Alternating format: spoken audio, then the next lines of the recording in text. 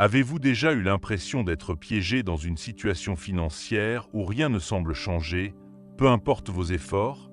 Peut-être priez-vous, travaillez-vous, attendez-vous, mais les portes restent fermées. Aujourd'hui, je veux vous parler d'un psaume puissant, un psaume qui non seulement inspire, mais qui contient une véritable promesse de transformation financière donnée directement par Dieu. Le psaume 113 n'est pas une prière ordinaire. C'est une déclaration céleste que Dieu, celui-là même qui a sorti Joseph de la prison pour le placer au palais, peut vous relever de la poussière et vous faire asseoir parmi les princes.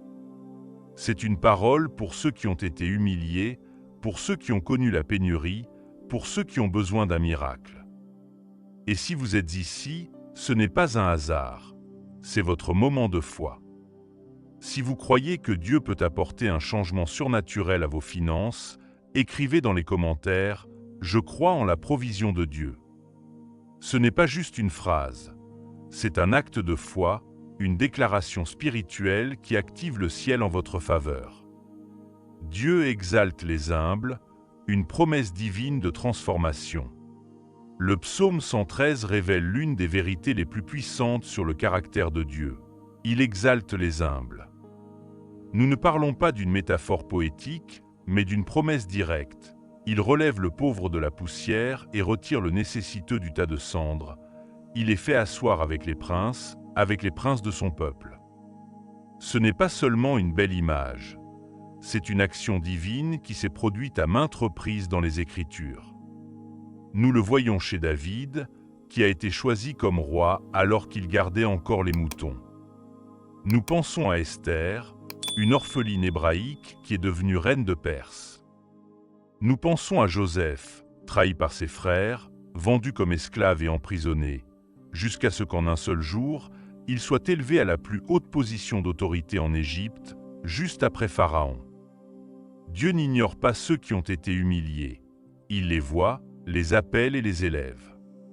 Lorsque le psalmiste déclare que Dieu fait asseoir les pauvres parmi les princes, il dit qu'il n'y a pas de position si basse d'où Dieu ne puisse relever quelqu'un, ni de hauteur si grande qu'il ne puisse accorder par sa grâce.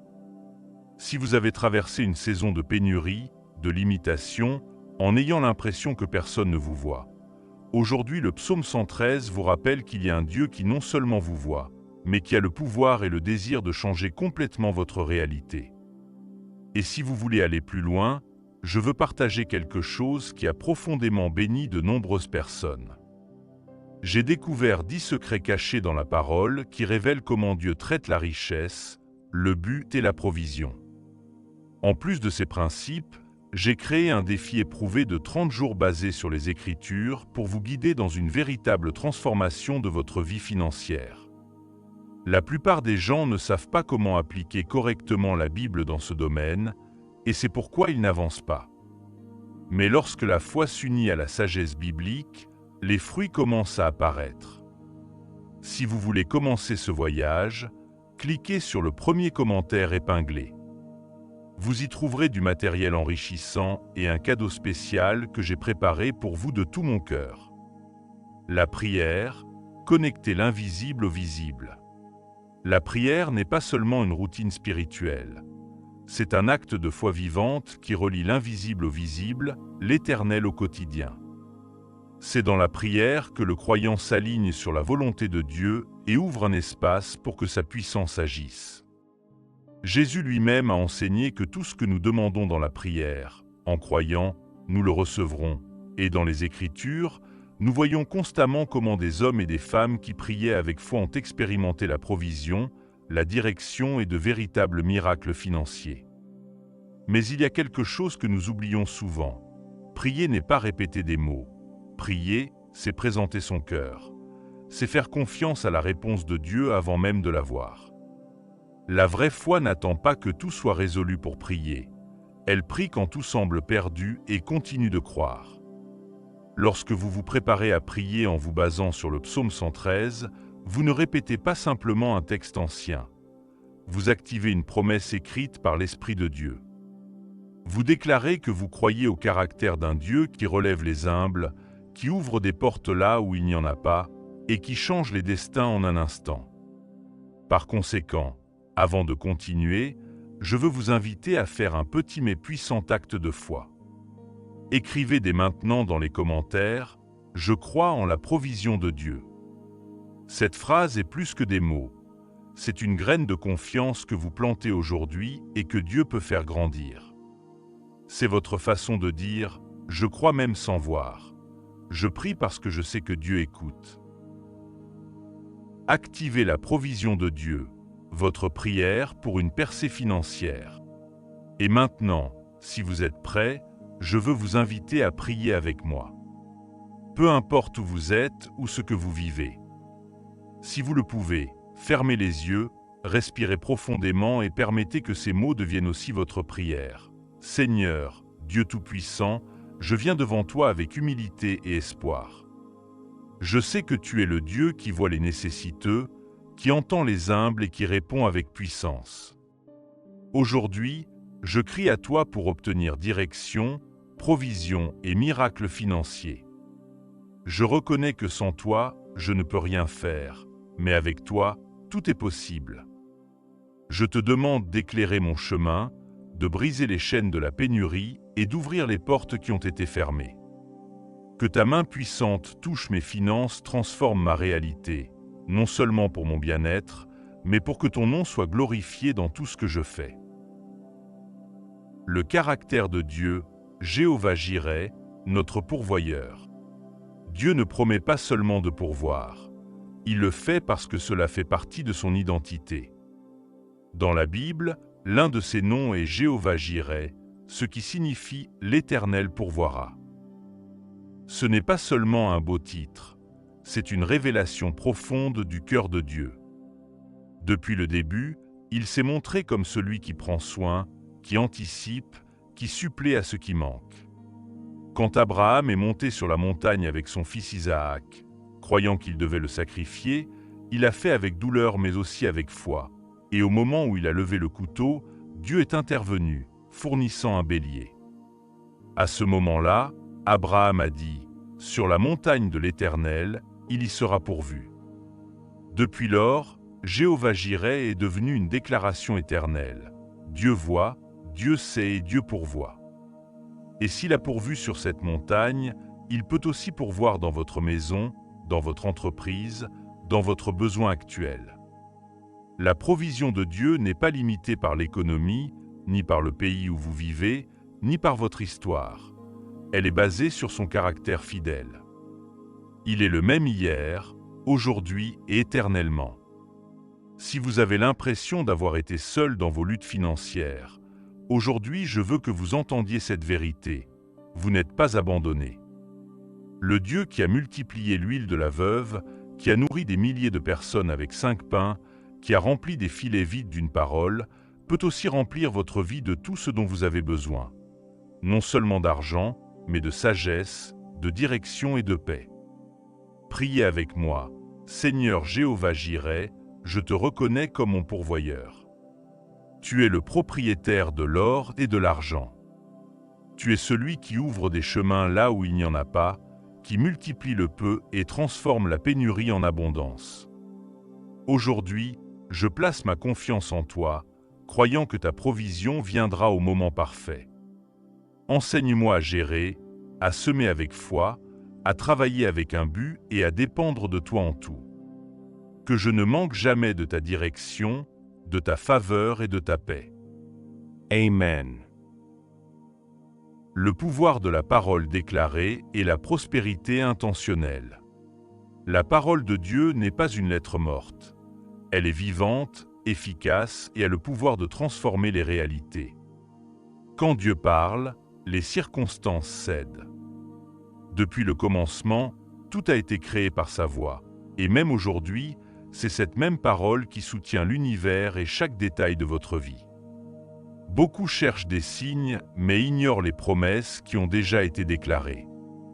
Chaque verset de l'Écriture est une clé, et lorsqu'elle est activée avec foi, des portes qui étaient auparavant fermées s'ouvrent. Le psaume 113 n'est pas seulement de la poésie spirituelle, c'est une déclaration d'action divine. Dieu agit selon ce qu'il a dit, non selon ce que nous ressentons. Tout au long de la Bible, nous voyons comment une parole libérée change les destins. Une simple parole de Jésus suffisait pour guérir, délivrer, multiplier. La parole de Dieu coupe les chaînes invisibles qui entravent le progrès. Là où il n'y a pas d'issue, sa voix ouvre un chemin, et là où il y a la sécheresse, il apporte une pluie de provision. Il est nécessaire d'apprendre à vivre en déclarant la vérité de Dieu, non pas en répétant des phrases vides, mais en proclamant ce qu'il a déjà établi. Lorsque vos paroles s'alignent sur sa parole, votre atmosphère change. Ce qui est écrit est garanti. Peu importe le temps qui a passé, ce qu'il a dit s'accomplira.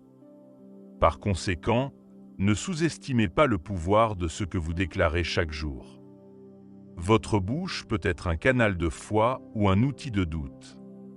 Si vous voulez voir des miracles, commencez par parler comme quelqu'un qui croit en l'impossible.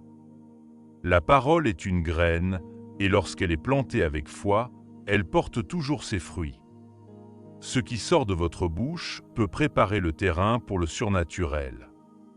Dieu ne vous fait pas prospérer juste pour que vous ayez plus. Il vous fait prospérer pour que vous puissiez accomplir un but plus grand. Dans la Bible, chaque fois que Dieu a béni quelqu'un avec l'abondance, c'était pour que cette personne puisse bénir les autres. La prospérité n'est pas une fin. C'est un moyen, une ressource pour étendre son royaume et servir avec excellence. Lorsque vous comprenez cela, vous cessez de prier seulement pour de l'argent. Vous commencez à demander la vision, la sagesse, des stratégies du ciel, car il ne s'agit pas seulement de recevoir, mais de bien gérer ce qui vous parvient. Celui qui est fidèle dans les petites choses se verra confier beaucoup. C'est l'économie du royaume de Dieu. La richesse sans but finit par être vide, mais lorsque Dieu trouve un cœur disposé, il déverse la provision sans mesure. Des gens comme Joseph, Salomon et Néhémie ont prospéré pour accomplir des missions spécifiques. Ce n'était pas par hasard, c'était un appel. Il en est de même pour vous. Dieu veut vous utiliser comme un canal de bénédiction. Prospérer avec un but signifie aussi la responsabilité. Cela signifie donner, partager, investir dans ce qui a une valeur éternelle. Il ne s'agit pas d'accumuler, mais de semer en terre fertile. Lorsque vous comprenez que tout vient de Dieu, vous prenez mieux soin de ce que vous avez et apprenez à multiplier sans perdre votre paix. Par conséquent, chaque porte que Dieu ouvre a une mission. Chaque opportunité porte une intention divine. Avant de demander plus, demandez-vous « Pourquoi est-ce que je veux ce que je demande ?» Si votre but est aligné sur le cœur de Dieu, la provision viendra, non par ambition, mais par but éternel. Exemple biblique de provision surnaturelle et témoignage moderne. La Bible est pleine d'histoires où Dieu a transformé la situation économique de gens ordinaires. L'un des exemples les plus clairs est Joseph, qui a été vendu comme esclave, injustement emprisonné, puis élevé par Dieu pour gérer toute l'économie de l'Égypte. Sa fidélité l'a mené de la fosse au palais. Ce n'était pas de la chance, c'était un dessein divin. Un autre cas puissant est celui de la veuve de Sarepta. Au milieu d'une grande crise, elle a obéi à la parole du prophète Élie et a partagé le peu qu'elle avait. En conséquence, sa farine et son huile ne se sont pas épuisées. Dieu a multiplié sa pénurie par la foi et l'obéissance. La provision est venue pendant qu'elle agissait. Job a également connu une restauration impressionnante. Après avoir tout perdu, Dieu lui a rendu le double de ce qu'il avait eu. Sa fidélité au milieu de la douleur a été récompensée par l'abondance. Il n'a pas seulement reçu des biens, mais aussi l'honneur, la santé et une restauration complète. Dieu n'oublie pas ceux qui ont confiance, même dans la tempête. Salomon a demandé la sagesse, pas la richesse, mais Dieu lui a donné les deux parce qu'il connaissait son cœur. Celui qui donne la priorité au royaume et à la volonté de Dieu ne manque jamais de rien. Les richesses poursuivies par l'avidité s'échappent, mais celles qui viennent par l'obéissance demeurent. C'est la différence que fait la bénédiction divine. Ces exemples ne sont pas des fables, ce sont des principes éternels. Ils montrent que Dieu s'intéresse à nos finances, mais encore plus à notre cœur. Lorsque nous utilisons le peu avec fidélité, il se charge de le multiplier. Et lorsque nous comprenons que tout ce que nous avons vient de lui, nous devenons des intendants du ciel sur terre. Avant de prier, il est important de comprendre à qui nous nous adressons. Nous ne parlons pas dans le vide ni ne faisons de déclarations vides. Nous entrons dans la présence du Dieu Tout-Puissant qui entend chaque parole et répond selon sa volonté parfaite. Préparer le cœur est aussi important que la prière elle-même. La foi est la clé qui ouvre les portes. Prier sans foi, c'est parler sans direction, mais lorsque vous priez en croyant, quelque chose s'active dans le monde spirituel. Jésus a dit « Tout ce que vous demanderez dans la prière, croyez que vous l'avez reçu, et cela vous sera accordé. » Ce n'est pas n'importe quelle promesse, c'est une garantie du ciel pour ceux qui prient avec confiance. C'est pourquoi l'attitude avec laquelle vous vous approchez de Dieu change tout. Peut-être avez-vous prié de nombreuses fois auparavant sans voir de réponse, mais aujourd'hui je vous invite à prier d'une manière différente. Non avec anxiété, mais avec attente. Non avec peur, mais avec conviction, croyant que Dieu non seulement peut, mais veut vous bénir. Sa nature est bonne, et son temps est parfait. En ce moment, faites taire votre esprit, éteignez le bruit de la journée, concentrez-vous sur le pouvoir des promesses que vous avez entendues. Si possible, mettez votre main sur votre cœur et respirez profondément. Ne vous laissez pas distraire. Préparez-vous avec humilité, mais aussi avec sécurité, sachant que le Créateur de l'univers est attentif à votre voix. Et si vous ne l'avez pas encore fait, écrivez un mot de foi dans les commentaires. Ce peut être une demande, une déclaration, ou simplement « Je suis prêt à recevoir ». Ce petit geste peut être votre point de départ, un acte symbolique qui montre qu'aujourd'hui vous n'écoutez pas seulement, aujourd'hui vous croyez. Votre moment de foi, prier et agir. Le moment est venu d'élever notre voix vers le ciel. Après avoir écouté la parole, médité sur les promesses et préparé le cœur, il est temps de parler à Dieu. Peu importe où vous êtes ou ce que vous comprenez, tout ce dont vous avez besoin, c'est de la foi. Une foi simple mais vraie. Le psaume 113 nous rappelle que Dieu relève le pauvre de la poussière et le nécessiteux du tas de cendres. Ce n'est pas seulement une métaphore, c'est une action qu'il continue de faire. Il transforme, il pourvoit, il exalte. Aujourd'hui, nous allons prier en nous basant sur cette vérité. Nous allons crier avec conviction, croyant que le même Dieu du psaume est toujours vivant et agissant. Ce ne sera pas une répétition vide, mais une conversation sincère avec le Créateur. Pendant que vous priez, imaginez que chaque mot monte au ciel et atteint le trône de Dieu, car c'est exactement ce qui se passe lorsque vous priez avec foi. Il n'écoute pas seulement, il répond, il agit. Si vous le pouvez, fermez les yeux, éteignez les distractions et donnez toute votre attention à ce moment.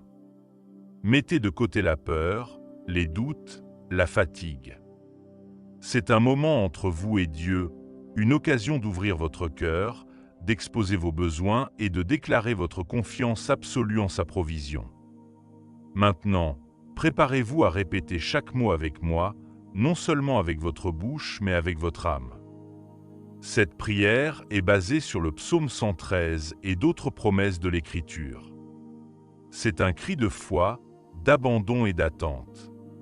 Si vous croyez, vous le verrez. Commenkens. Seigneur, Dieu très haut, je m'approche de toi en ce moment avec un cœur humble, mais rempli de foi. Tu es celui qui siège en haut mais qui s'abaisse pour regarder le ciel et la terre. Tu vois ma situation, tu connais mes luttes et tu sais à quel point j'ai besoin d'aide. Aujourd'hui, je crie à toi, croyant en ta puissance et en ta promesse. Tu es le Dieu qui relève le pauvre de la poussière et retire le nécessiteux du tas de cendres. Seigneur, Si je suis dans la poussière, si mes finances sont en ruine, si mon espoir s'est affaibli, je te demande de me relever, non par mon propre mérite, mais par ta miséricorde. Sors-moi de la pénurie et guide-moi vers le lieu d'honneur que tu as préparé pour moi. Je déclare que tu es Jéhovah Jireh, mon pourvoyeur, que je ne manque de rien quand je dépends de toi. Je te demande la sagesse pour gérer ce qui vient, un cœur généreux pour partager, et une foi ferme pour continuer à marcher.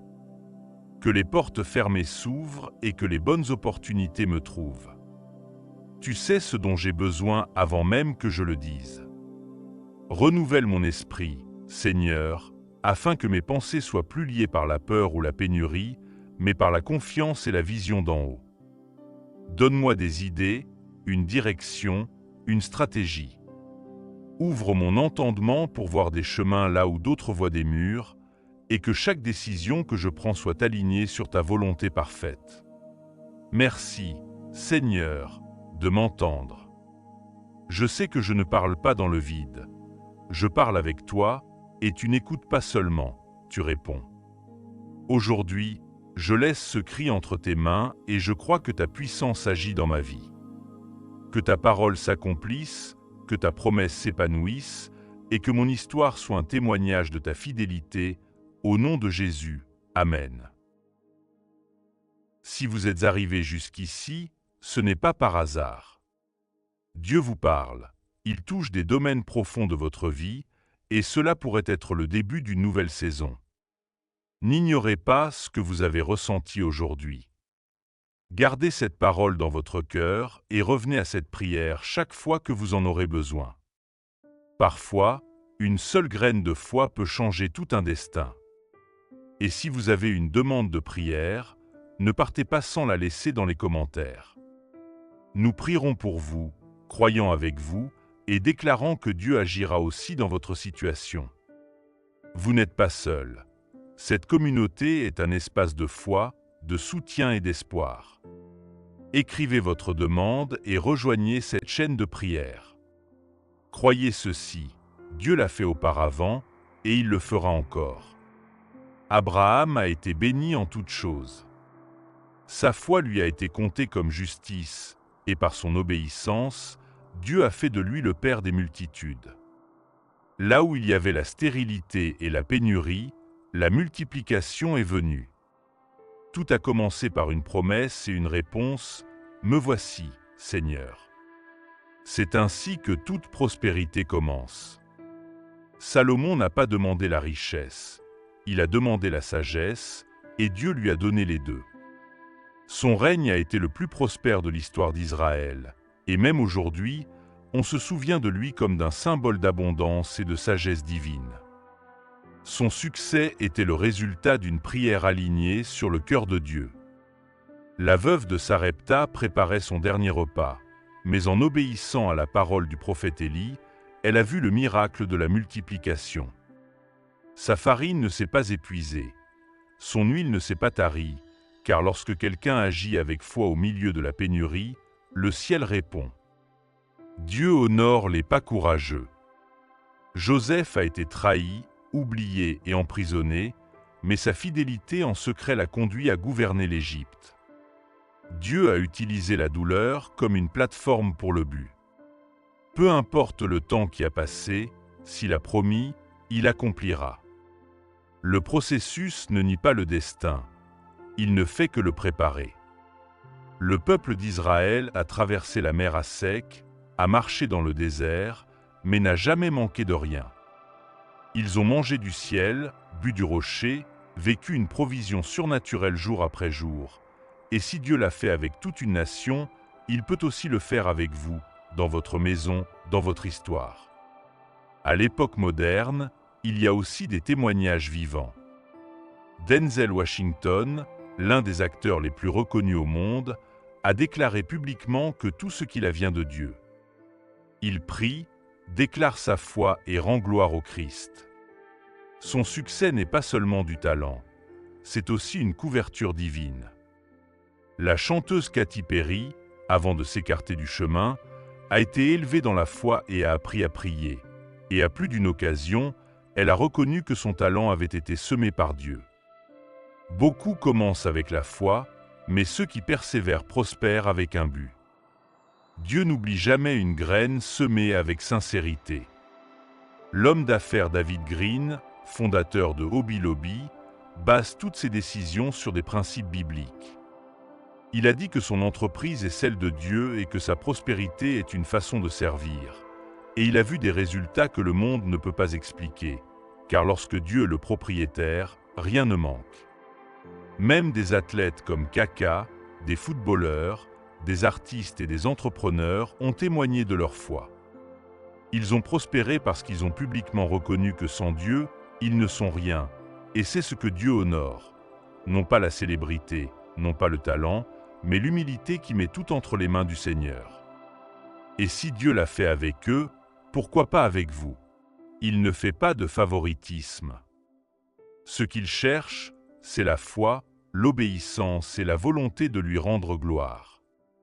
Aujourd'hui peut être le jour où votre histoire commence à changer. Vous avez juste besoin de croire. Il fera le reste. Et avant de partir, j'ai un cadeau pour vous. Dans le premier commentaire épinglé, vous trouverez du matériel enrichissant qui pourrait être la clé que vous attendiez.